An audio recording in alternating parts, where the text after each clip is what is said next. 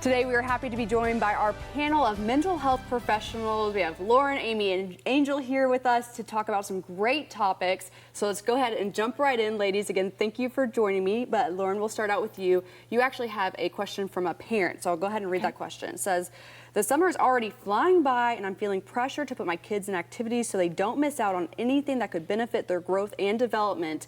Do you have any ideas on how to help with this?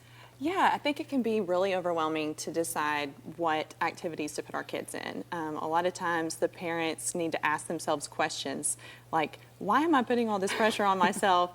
Why don't we just follow what the kid's really passionate about? I heard a great interview on actually following the Razorback game, and one of the players had an outstanding game, and he said, let's just have fun. You know, baseball's just a game.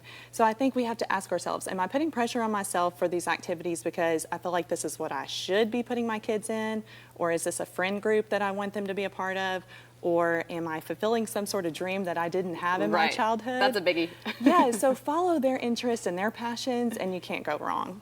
So good. Okay, Angel, my question to you is, do you have any tips on how to overcome burnout?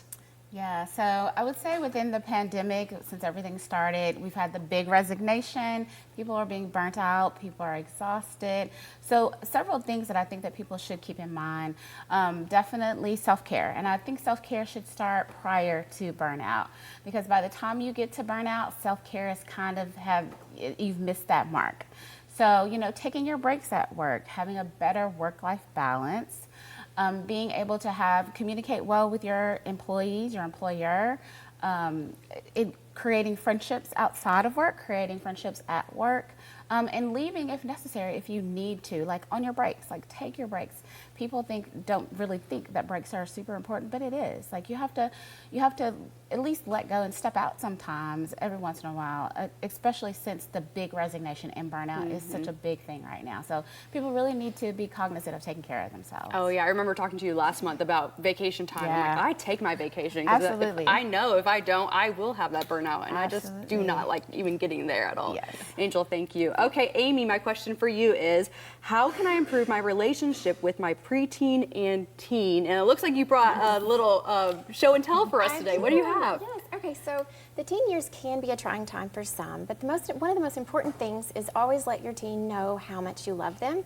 And open communication is so important. Let your teen and preteen know that your door is always open. They can come and talk to you about anything. Even if their questions at times may even make you uncomfortable, that it is okay and you will get through it. And that it's better for them to get the information from you, a trusted adult, versus inaccurate information from peers. So just some ideas or tips on how you can begin to improve that communication is with a game such as this. And you can do this during mealtime. You may just have something like this just on your kitchen table or your bar, wherever you all eat.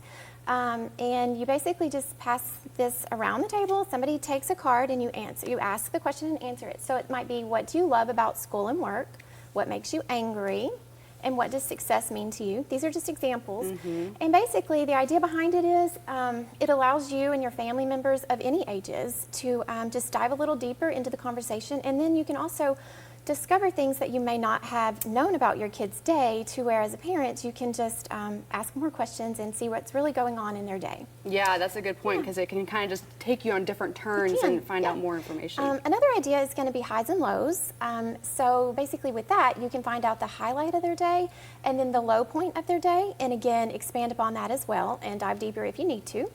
And then as well, create time to bond, so you can have individual time with each kid, as well as family time, to create just quality time with your teen, and keep track of your kids' mental health. Ask questions about their thoughts, feelings, and then monitor behavior.